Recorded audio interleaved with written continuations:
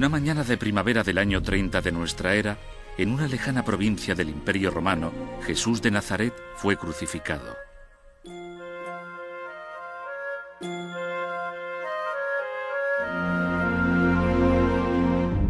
Aunque en aquel momento fue algo insignificante, la vida, muerte y resurrección de Jesús cambió el mundo por completo.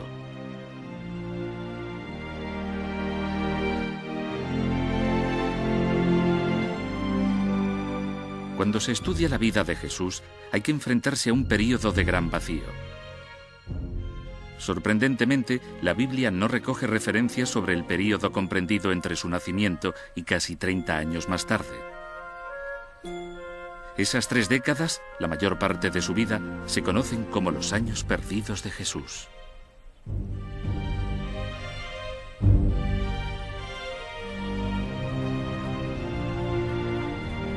¿A dónde fue Jesús y qué hizo durante aquellos años perdidos?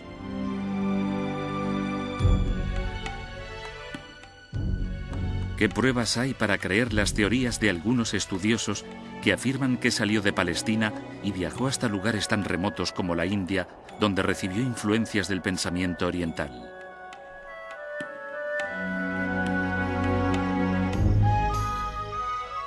¿Por qué situó el poeta William Blake a Jesús en Inglaterra en el siglo I?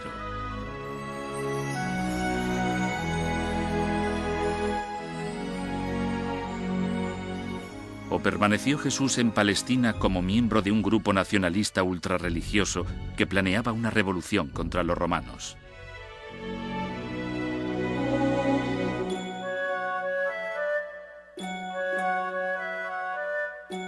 ¿Por qué no habla la Biblia de aquellas décadas?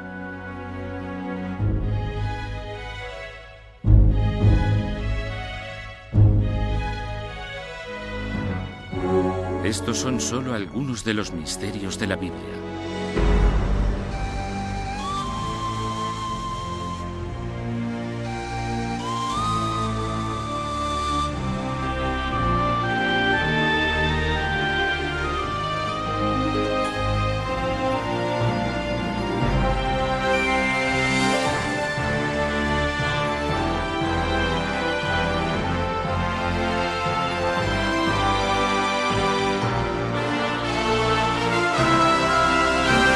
Misterios de la Biblia.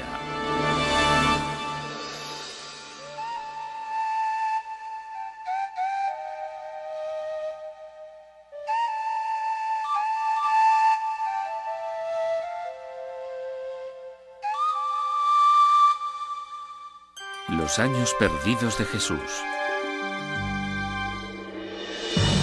La búsqueda de Jesús.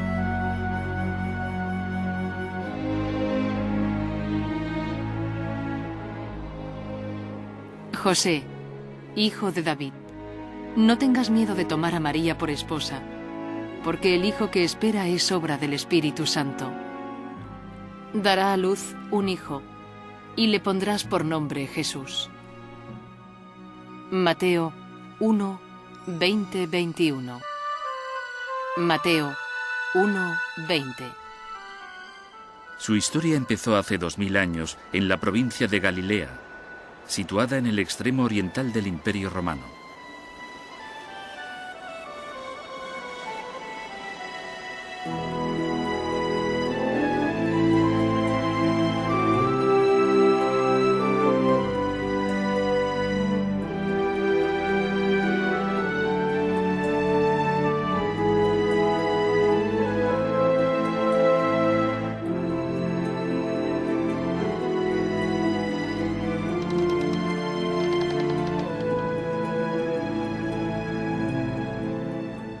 Desde entonces, en todos los continentes y a lo largo de los siglos, en multitud de comunidades cristianas, la historia de Jesús se ha contado una y otra vez en cientos de lenguas.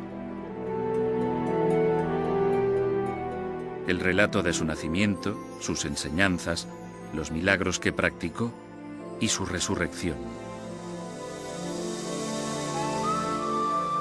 Se ha escrito más sobre Jesús que sobre cualquier otra persona en toda la historia. Y aún así, la Biblia no cuenta prácticamente nada del período más largo de su vida.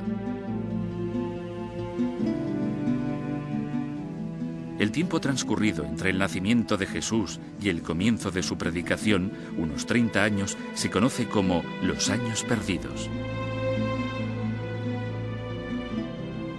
De todo este período solo hay un relato en los Evangelios. En él se describe a Jesús como un niño precoz de 12 años que debate sobre la Torá con los rabinos de Jerusalén. Lo encontraron en el templo, sentado entre los maestros de la ley, escuchándolos y haciéndoles preguntas. Y todos los que lo oían se maravillaban de su inteligencia y de sus respuestas. Lucas 2, 46. Lucas 2, 46, 47. Aparte de este único relato, el Nuevo Testamento guarda casi total silencio sobre la vida de Jesús hasta que empieza su predicación pública. ¿Qué pasó en aquellos años perdidos? ¿Dónde estuvo Jesús y qué hizo?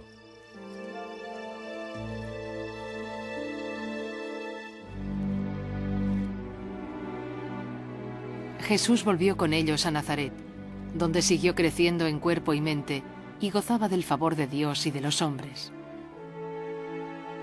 Lucas 2, 51. Lucas 2, 51, 52. Lo más que podemos decir sobre su juventud es que caminaba solidaria y silenciosamente junto a su pueblo, que seguramente era carpintero y que trabajaba con las manos. Alguien que vivía una vida sencilla en un pueblo de campesinos. Pero incluso esto es una especulación, ya que no se dice nada de ello en el Nuevo Testamento. ¿Por qué nos da la Biblia tan poca información? Casi todo lo que sabemos de Jesús tiene su origen en los 4 evangelios del Nuevo Testamento, los de Mateo, Marcos, Lucas y Juan. Nos puede parecer inconcebible, pero yo creo que los evangelistas eran eso, portadores de buenas nuevas. No eran biógrafos ni historiadores. Lo importante de Jesús era su mensaje espiritual, su sacrificio redentor, no los detalles de su vida personal. Eso es algo que nos interesa a nosotros en la actualidad. Según la mayoría de estudiosos, los evangelios del Nuevo Testamento no son relatos de primera mano, presenciados directamente. Los expertos en la Biblia creen que son la primera recopilación de las diferentes tradiciones orales y de fuentes anteriores, y que fueron escritos entre 40 y 100 años después de la crucifixión de Jesús. El problema de los evangelios y el Jesús histórico es que no se puede estar seguro de que es histórico. Y este debate dura ya más de 250 años. Es una cuestión difícil.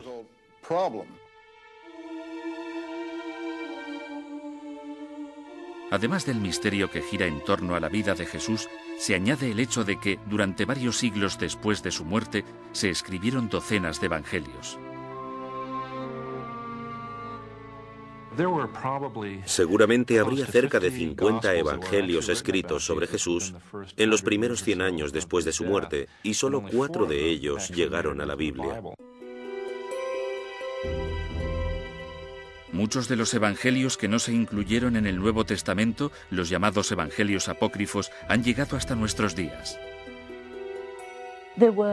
Había mucho más escrito, aunque nunca llegara a trascender a este tipo de escrituras. Pero, ¿nos desvelan alguna cosa sobre los años perdidos de Jesús? En verdad no, solo nos cuentan historietas, como que Jesús mató a unos pájaros y los resucitó, pero son totalmente irrelevantes.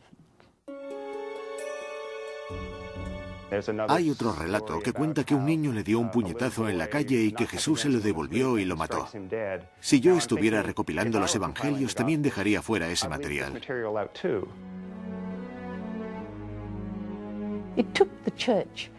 A la Iglesia le llevó unos 500 años fijar la imagen de Jesús. En los diversos concilios que se celebraron en aquel periodo de tiempo, se debatieron ampliamente muchísimos aspectos de Jesús. Por eso les llevó tanto tiempo.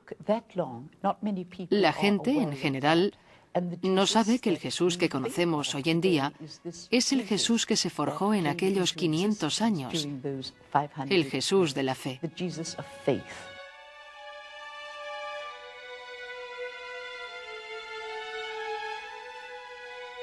Las fuentes históricas contemporáneas a los evangelios han sobrevivido, pero sorprendentemente también guardan un misterioso silencio sobre la vida y la muerte de aquel hombre que cambió el mundo. Uno de los grandes misterios sobre Jesús es por qué ninguno de sus contemporáneos escribió sobre él. Había muchos historiadores y escritores que vivieron en tiempos de Jesús y que recogieron sucesos de Palestina en aquella época. Aún así, ninguno escribió sobre él. Hay pocos puntos de referencia. Hasta cierto punto se puede reconstruir su vida pública, pero incluso en eso difieren ampliamente los expertos. Por eso es tan difícil recrear la persona de Jesús. Cada experto parece tener sus propias ideas. Así que cuando se intenta proyectar su vida más allá de los evangelios y se intenta recrear su vida oculta, te encuentras con que no hay manera, si no es a través del contexto histórico y de hipótesis de lo que pudo haber hecho.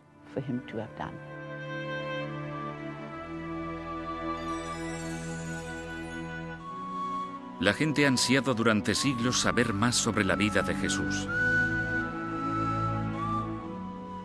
En un intento por completar sus años perdidos, se estudió, se investigó y se plantearon preguntas.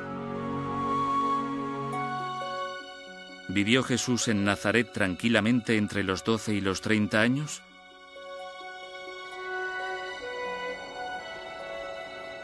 ¿O puede que en todo ese tiempo Jesús viajara, estudiara y predicara fuera de Palestina?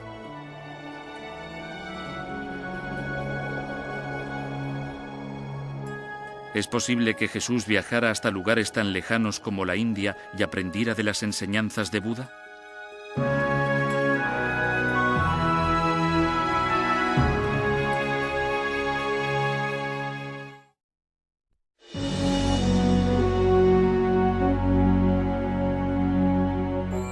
Hacia la India.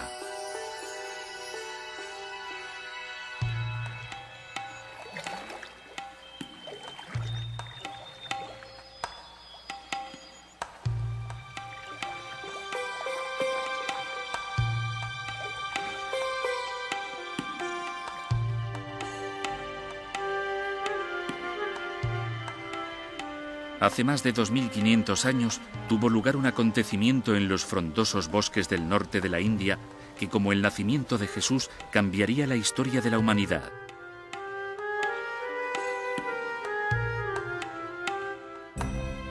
Sentado a la sombra de una higuera, el joven príncipe Siddhartha Gautama prometió no levantarse hasta que hubiera encontrado y resuelto los misterios de la existencia humana.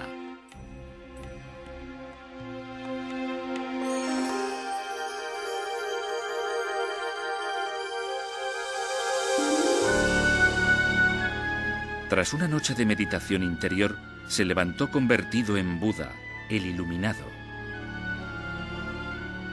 Buda pasó el resto de su vida viajando por la India y por otros lugares compartiendo el mensaje de su revelación.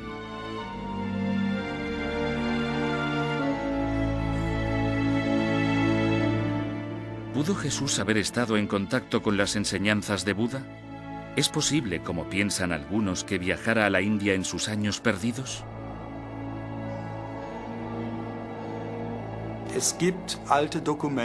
Existen antiguos escritos persas e indios que afirman que Jesús estuvo en la India, aunque no podemos estar totalmente seguros de que fuera. Aún así, la prueba está en sus enseñanzas cuando se comparan con los escritos sagrados del budismo.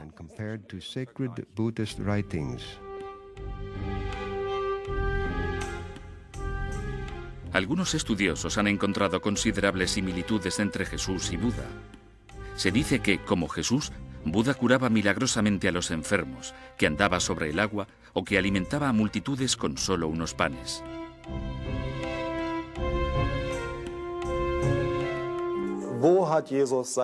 ¿De dónde obtuvo Jesús su conocimiento? Nadie lo sabe. Se explica con milagros. ¿De dónde se sacó sus enseñanzas sobre ética? ¿De dónde procedían? ¿Por qué es tan diferente y reacciona de manera tan dispar a la de la gente que lo rodea? Son preguntas sin respuesta.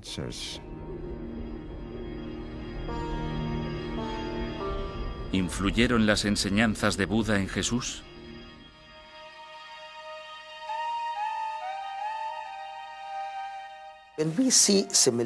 Se pueden ver similitudes básicas como la verdad, la no violencia, el amar al prójimo, ayudar a los pobres y a los oprimidos, la frugalidad y la sencillez en la vida, lejos de la ostentación. Todo esto es igual en el cristianismo enseñado por Jesús y en el budismo enseñado por Buda. Quizá lo dijeran con palabras diferentes, pero la esencia es la misma. El significado y el mensaje son los mismos.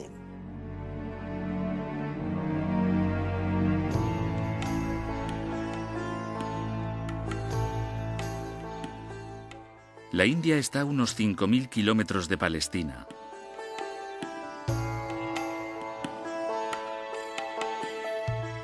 ¿Cómo pudo Jesús haber hecho un viaje tan largo?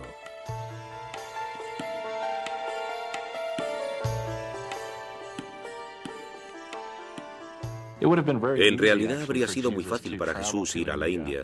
Había muchas rutas comerciales entre el Imperio Romano, en el que estaba Palestina, y Asia. Por ejemplo, podría haber seguido la ruta que empezaba en Palestina. Atravesaba el norte de Afganistán y de Pakistán y bajaba hasta la costa occidental de la India. ¿Pudo Jesús haberse adentrado incluso más hacia el norte y haber llegado a la imponente cordillera del Himalaya?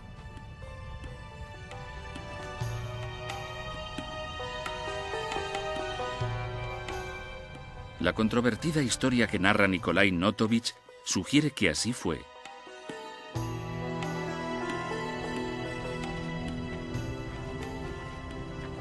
En 1887, Notovich, un periodista ruso, visitó Emis, un aislado monasterio budista situado en la alta cordillera del Himalaya, al norte de la India.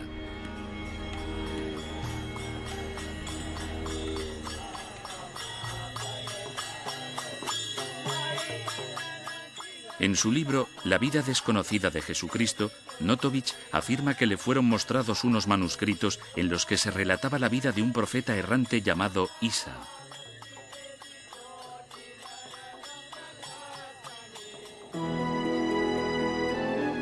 Después de consultar a los monjes y ver el manuscrito, Notovich estaba convencido de que Isa era en realidad Jesús. Según Notovich, el manuscrito arcano que le enseñaron revelaba que a los 14 años Jesús había ido a la India y se había introducido en el budismo. Tras años de estudio y predicación en Asia, pudo volver a Palestina llevándose consigo las creencias budistas.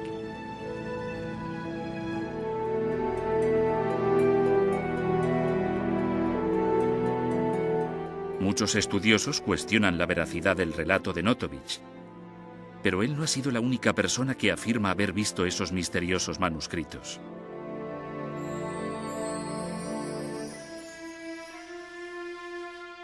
En los años 20, un sacerdote hindú fue al mismo monasterio de Emis. Tradujo algunos pasajes, aunque no todos, y los publicó en un libro. Las traducciones eran casi paralelas a las primeras traducciones que había hecho Notovich. Parece ser que hubo otra referencia sobre los manuscritos de Isa en Emis hasta 1939.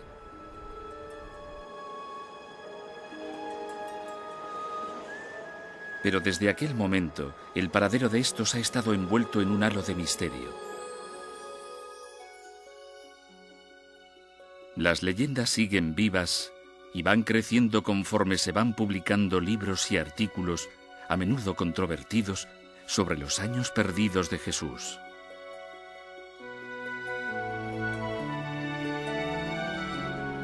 ¿Viajó Jesús a Inglaterra? ¿Guarda el cáliz de la última cena, el Santo Grial, la clave para desvelar los secretos de sus años perdidos?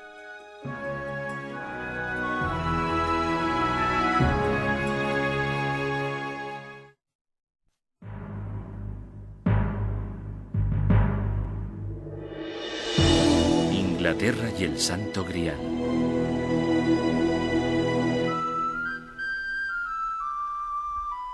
Glastonbury, Inglaterra.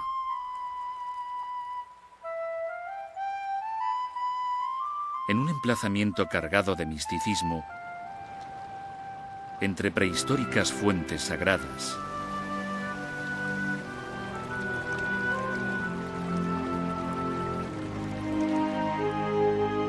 y dominada por una montaña sagrada, Glastonbury parece ser un lugar adecuado para buscar leyendas sobre los años perdidos de Jesús.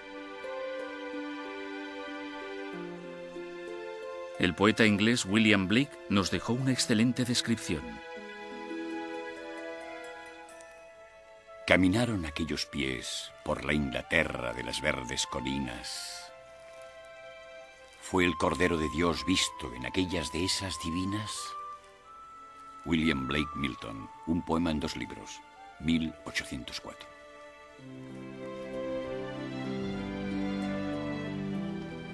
En el singular poema de Blake se habla de Jesús caminando por las colinas y prados de Glastonbury, no muy lejos de su pueblo natal.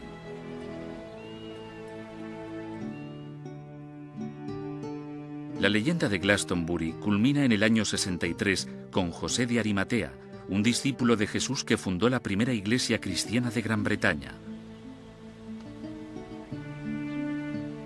Según dicha leyenda, José de Arimatea es el nexo para situar a Jesús aquí.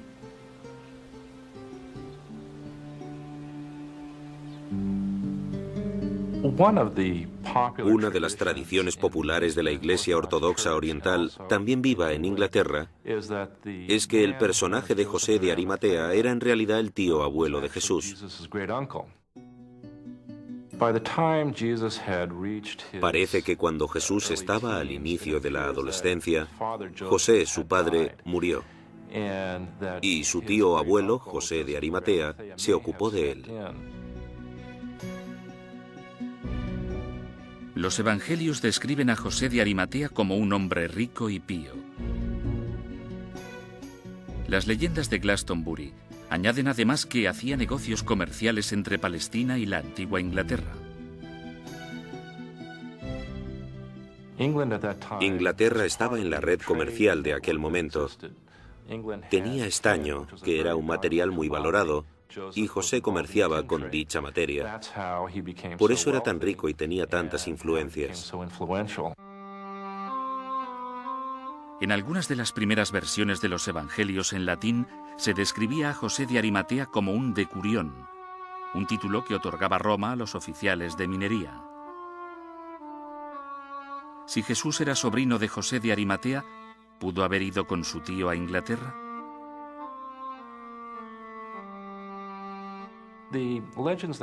Las leyendas que hay en Inglaterra dicen que Jesús viajó con José de Arimatea por la costa sur de Inglaterra, por Cornualles. Allí estaban todas las minas de estaño, y lo que observamos en las ciudades mineras cercanas son historias que cuentan que Jesús se paró allí con su tío.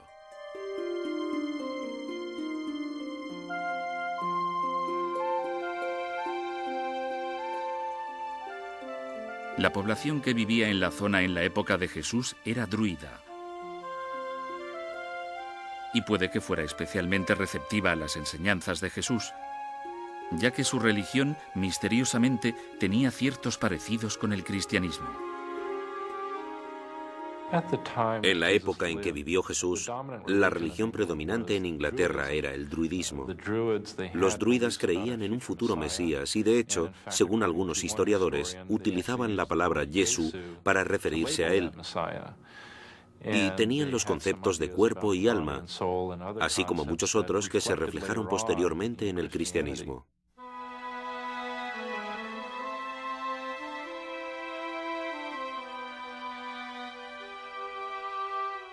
Al extenderse el cristianismo por Inglaterra, los druidas dejaron de lado sus creencias paganas y se convirtieron. ¿Vieron los druidas cumplida en la vida de Jesús su profecía sobre el Mesías?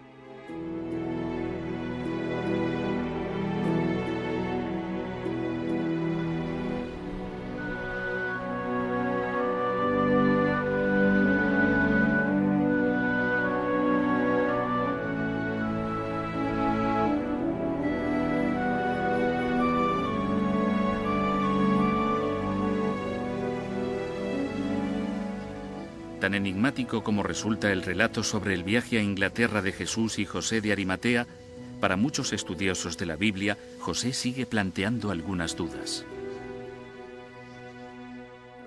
De José de Arimatea, que aparece en los 4 evangelios, ¿qué podemos decir? Yo me plantearía incluso si es un personaje histórico. Los evangelios están llenos de gente que parece proceder de otras fuentes que no tienen por qué ser históricas. Por ejemplo, no hay constancia de que exista un lugar llamado Arimatea. Si se duda de la existencia de José de Arimatea, ¿cómo es que la leyenda sigue viva?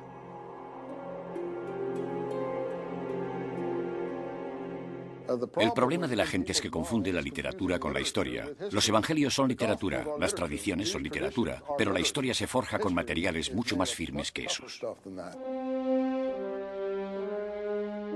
No obstante, la polémica continúa, ya que hay otra misteriosa leyenda asociada a José de Arimatea y Glastonbury.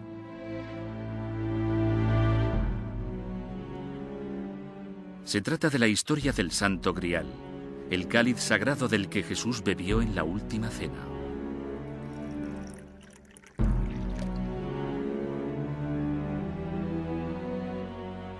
Luego tomó en sus manos una copa, y habiendo dado gracias a Dios, la pasó a ellos diciendo: «Bebed todos de esta copa, porque esto es mi sangre, sangre de la alianza nueva y eterna, que será derramada en favor de muchos, para el perdón de sus pecados». Mateo 26, 27. Mateo 26, 27, 28. Según la Biblia, tras la crucifixión, el cuerpo de Jesús fue a parar a manos de José de Arimatea para que lo enterrara.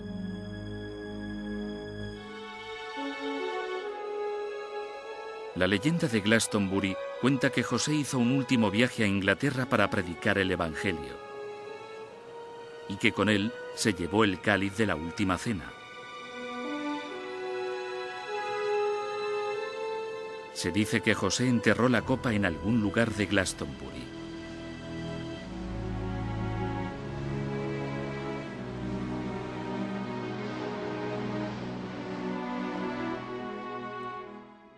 Hay otro elemento en la historia de José de Arimatea y es el cáliz.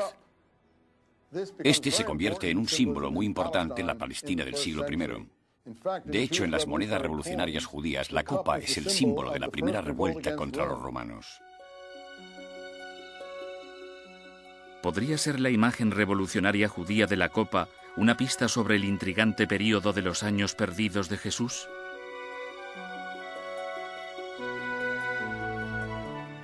¿Pasó Jesús sus años perdidos en el desierto con una secta apocalíptica de fanáticos religiosos?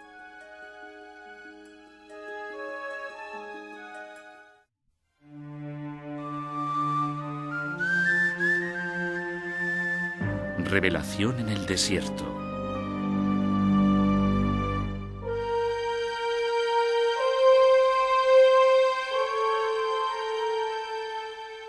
El Mar Muerto. 25 kilómetros al este de Jerusalén y a más de 400 metros bajo el nivel del mar, el lugar más bajo de la tierra.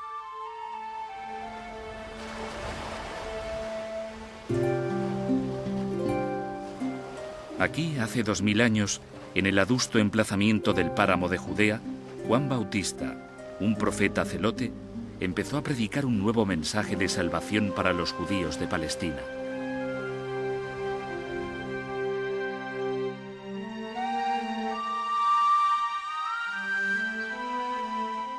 Sucedió que Juan Bautista se presentó en el desierto bautizando a la gente. Les decía que debían convertirse a Dios y ser bautizados para que Dios les perdonase sus pecados. De toda la región de Judea y de la ciudad de Jerusalén salían a oírlo. Confesaban sus pecados y Juan los bautizaba en el río Jordán. Marcos 1, 4. Marcos 1, 4, 5. El mensaje de redención de Juan se extendió por todo Israel como la pólvora. Grandes cantidades de gente iban a oírle predicar y a bautizarse. Uno de ellos fue Jesús.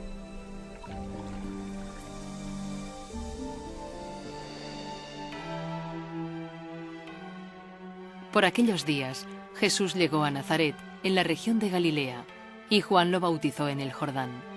En el momento en que salía del agua, Jesús vio que el cielo se abría y que el Espíritu bajaba sobre él como una paloma. Marcos 1, 9. Marcos 1, 9, 10. Todas las fuentes se unen en el punto en que Jesús aparece entre los seguidores de Juan Bautista.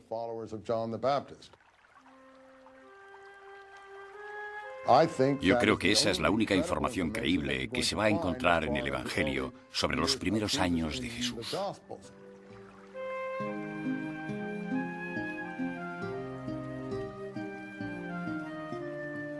¿Cuál fue el origen del excepcional concepto del bautismo?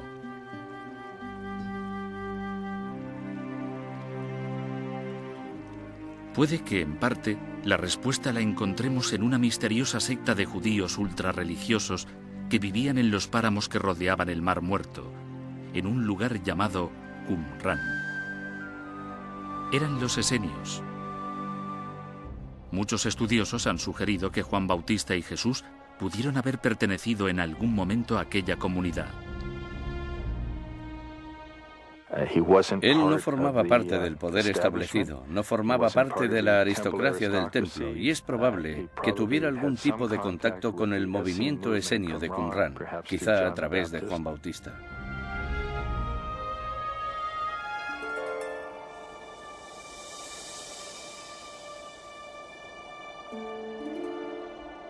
En Qumran fue donde en 1947 se descubrieron los manuscritos del Mar Muerto, los fragmentos más antiguos que se conservan del Antiguo Testamento.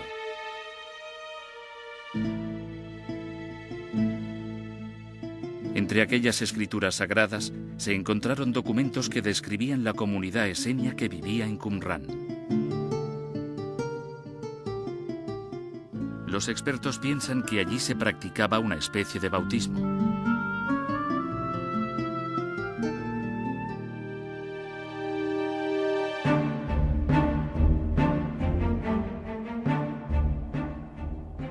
Las aparentes conexiones entre Jesús, Juan Bautista y la comunidad esenia han servido para avivar la polémica entre los estudiosos de la Biblia. ¿Pudieron los esenios haber influido en Jesús y Juan Bautista? ¿Pudo haber vivido Jesús con los esenios durante sus años perdidos?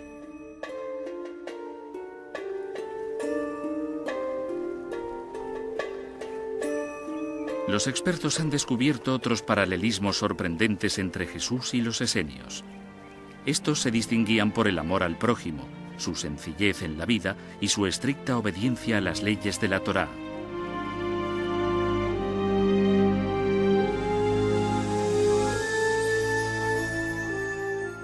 Ellos mismos se llamaban hijos de la luz.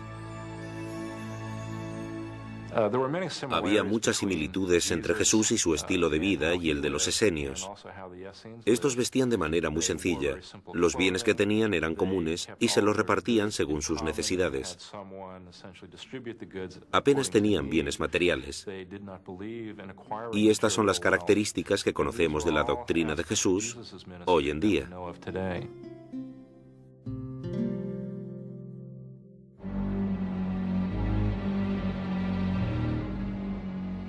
Sin embargo, también había un lado oscuro y fatalista en la doctrina de los esenios.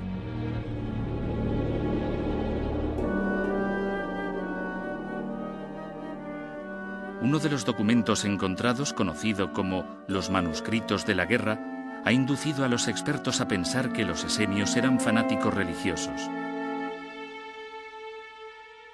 Igual que Juan Bautista y Jesús, ellos rechazaban lo que consideraban la corrupción de los sacerdotes judíos.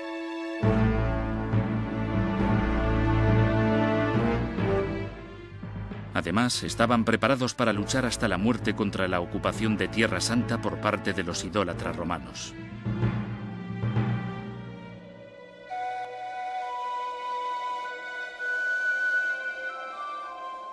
Los esenios trasladaron su comunidad a los páramos del Qumrán porque pensaban que se acercaba una guerra que los enfrentaría al enemigo.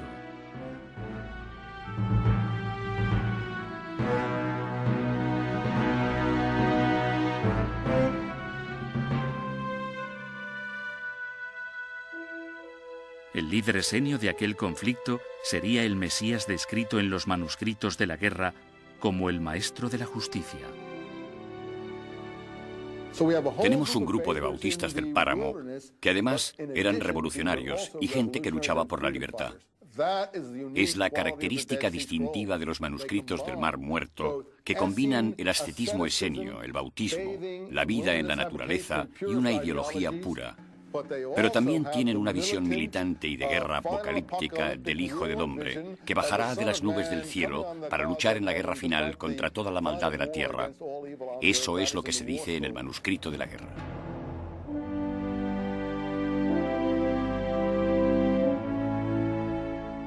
Según algunas traducciones de los manuscritos, el maestro de la justicia podría ser el Mesías. De hecho, algunos expertos han sugerido que Jesús podría serlo.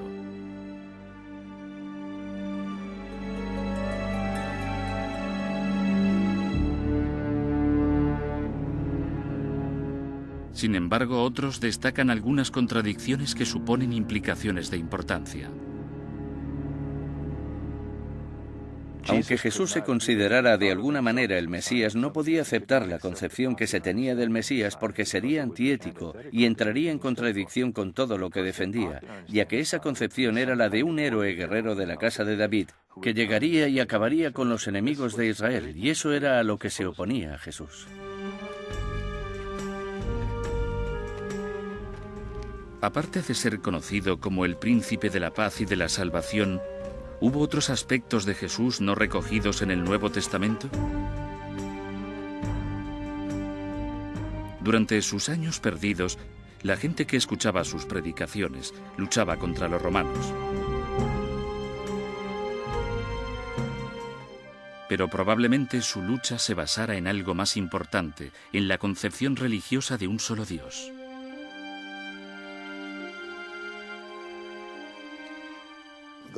La situación en Palestina era insostenible, y lo sabemos por varias fuentes, entre ellas por los manuscritos del Mar Muerto.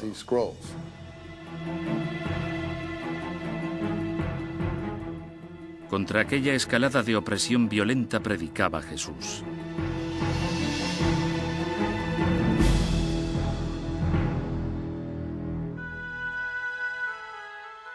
En los Evangelios se describe a Jesús como una persona contraria a la violencia.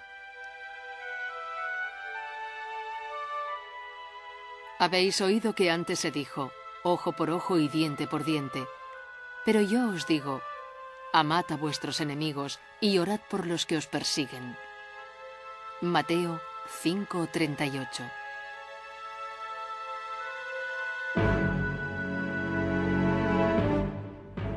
Aunque los evangelios también muestran una cara diferente de Jesús. No creáis que he venido a la tierra a traer paz.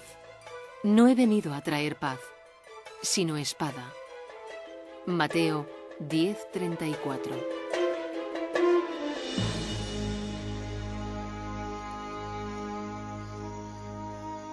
¿Por qué presenta el Nuevo Testamento visiones enfrentadas de Jesús?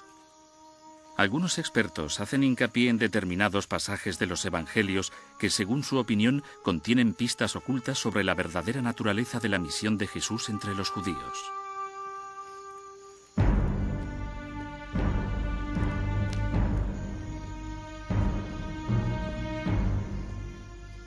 Entonces los otros se acercaron, echaron mano a Jesús y lo apresaron. En esto, uno de los que estaba con Jesús sacó una espada y cortó una oreja al criado del sumo sacerdote. Mateo 26:50. Si nos fijamos en los evangelios, algunos de los seguidores de Jesús llevan espadas, y cuando le preguntan ¿cogemos una espada?, él le responde «coged dos». Así que está claro que algunos de los seguidores de Jesús eran gente de puñal y espada, y a uno de los suyos lo llaman celote. En aquella época había un grupo de gente a los que se llamaba celotes, y de hecho Jesús tenía uno de ellos entre sus apóstoles.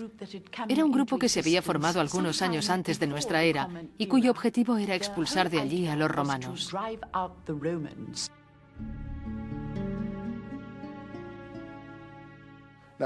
Uno de los problemas del Evangelio y su propia historicidad es que los autores están intentando limpiar la causa por la que Jesús fue claramente crucificado. Los romanos no crucificaban a blasfemos. La crucifixión era el castigo de los romanos para la insumisión política. Por lo tanto, fue claramente crucificado por revolucionario.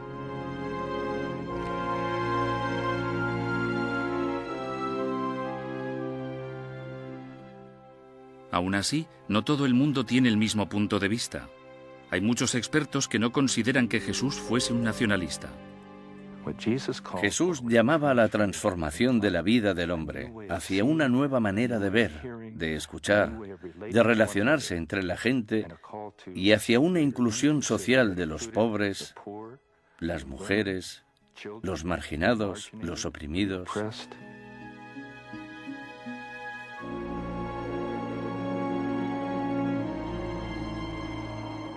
Si Jesús estuvo implicado en una revolución, puede que eso explique el vacío que existe en ese periodo de su vida. Si Jesús era uno de aquellos revolucionarios casi ascetas, vegetarianos que vivían en aquellos páramos, es obvio que su carácter revolucionario no podía trascender a los evangelios tal y como los tenemos, ya que habría sido imposible difundirlos en un mundo de orientación romana.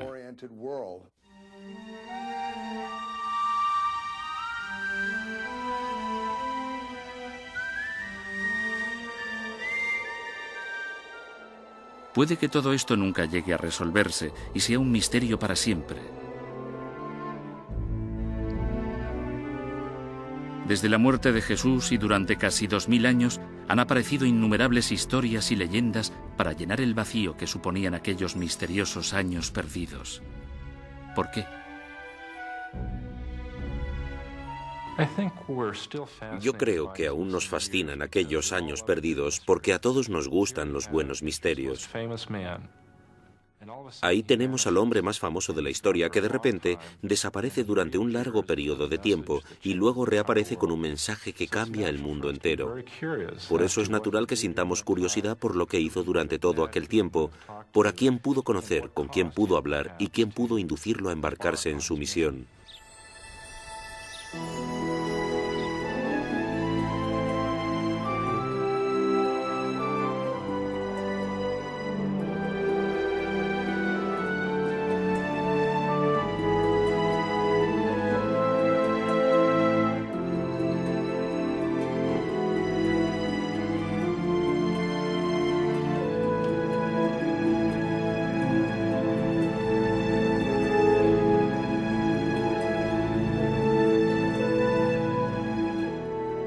Quizá el misterio de los años perdidos de Jesús sea un capítulo secreto que se supone que nunca tendríamos que llegar a leer.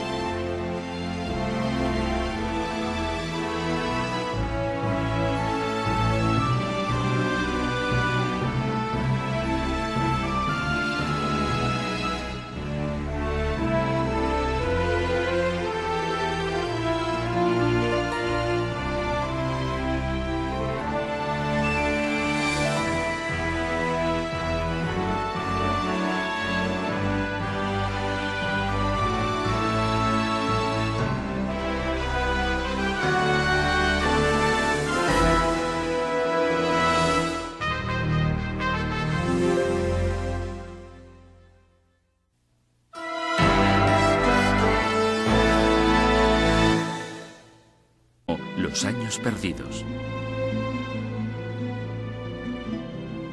De todo este período solo hay un relato en los Evangelios. En él se describe a Jesús como un niño precoz de 12 años que debate sobre la Torá con los rabinos de Jerusalén. Lo encontraron en el templo, sentado entre los maestros de la ley, escuchándolos y haciéndoles preguntas. Y todos los que lo oían se maravillaban de su inteligencia y de sus respuestas. Lucas 2, 46. Lucas 2, 46, 47. Aparte de este único relato, el Nuevo Testamento guarda casi total silencio sobre la vida de Jesús hasta que empieza su predicación pública. ¿Qué pasó en aquellos años perdidos?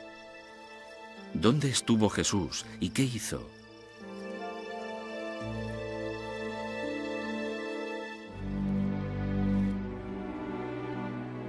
Jesús volvió con ellos a Nazaret, donde siguió creciendo en cuerpo y mente y gozaba del favor de Dios y de los hombres.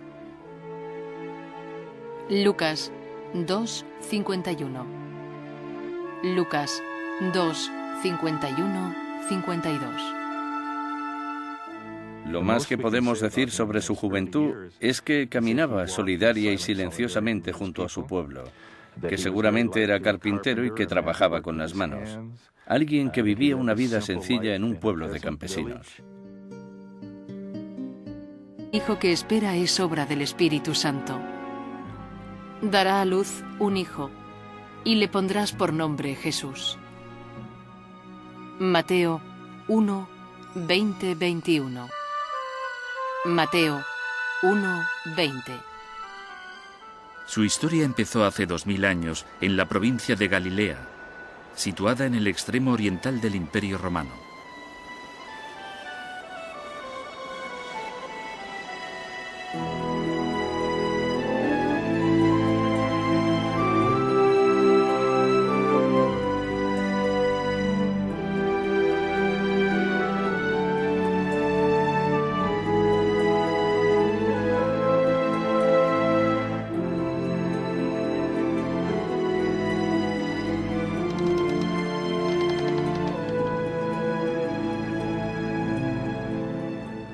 Desde entonces, en todos los continentes y a lo largo de los siglos, en multitud de comunidades cristianas, la historia de Jesús se ha contado una y otra vez en cientos de lenguas. El relato de su nacimiento, sus enseñanzas, los milagros que practicó y su resurrección. Se ha escrito más sobre Jesús que sobre cualquier otra persona en toda la historia. Y aún así, la Biblia no cuenta prácticamente nada del período más largo de su vida. El tiempo transcurrido entre el nacimiento de Jesús y el comienzo de su predicación, unos 30 años, se conoce como ¿O permaneció Jesús en Palestina como miembro de un grupo nacionalista ultrarreligioso que planeaba una revolución contra los romanos?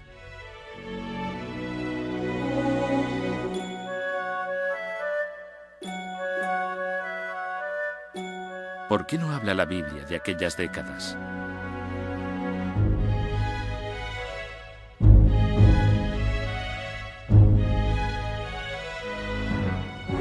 Estos son solo algunos de los misterios de la Biblia.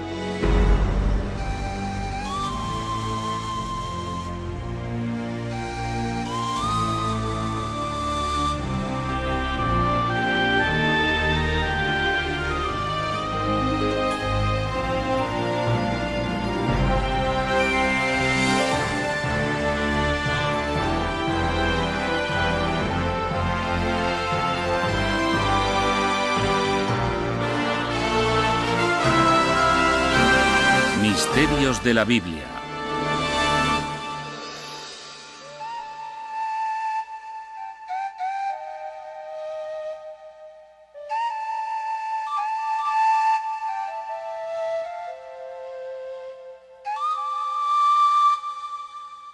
Los años perdidos de Jesús.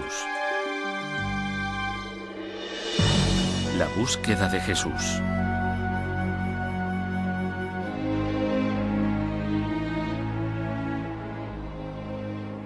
José, hijo de David, no tengas miedo de tomar a María por esposa, porque el... Pero incluso esto es una especulación, ya que no se dice nada de ello en el Nuevo Testamento. ¿Por qué nos da la Biblia tan poca información? Casi todo lo que sabemos de Jesús tiene su origen en los 4 evangelios del Nuevo Testamento, los de Mateo, Marcos, Lucas y Juan. Nos puede parecer inconcebible, pero yo creo que los evangelistas eran eso, portadores de buenas nuevas. No eran biógrafos ni historiadores. Lo importante de Jesús era su mensaje espiritual, su sacrificio redentor, no los detalles de su vida personal. Eso es algo que nos interesa a nosotros en la actualidad. Según la mayoría de estudiosos, los evangelios del Nuevo Testamento no son relatos de primera mano, presenciados directamente. Los expertos en la Biblia creen que son la primera recopilación de las diferentes tradiciones orales y de fuentes anteriores, y que fueron escritos entre 40 y 100 años después de la crucifixión de Jesús. El problema de los evangelios y el Jesús histórico es que no se puede estar seguro de que es histórico. Y este debate dura ya más de 250 años. Es una cuestión difícil.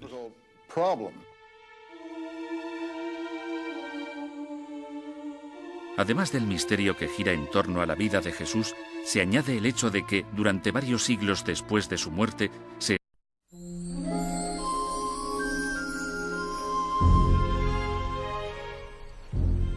Una mañana de primavera del año 30 de nuestra era, en una lejana provincia del Imperio Romano, Jesús de Nazaret fue crucificado.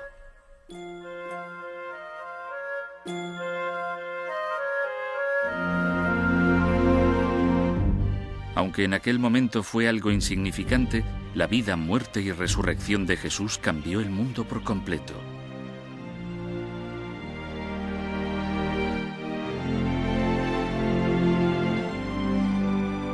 Cuando se estudia la vida de Jesús, hay que enfrentarse a un período de gran vacío. Sorprendentemente, la Biblia no recoge referencias sobre el período comprendido entre su nacimiento y casi 30 años más tarde. Esas 3 décadas, la mayor parte de su vida, se conocen como los años perdidos de Jesús.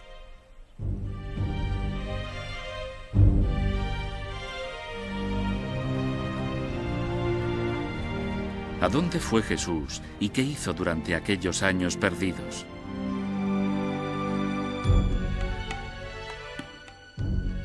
¿Qué pruebas hay para creer las teorías de algunos estudiosos que afirman que salió de Palestina y viajó hasta lugares tan remotos como la India, donde recibió influencias del pensamiento oriental?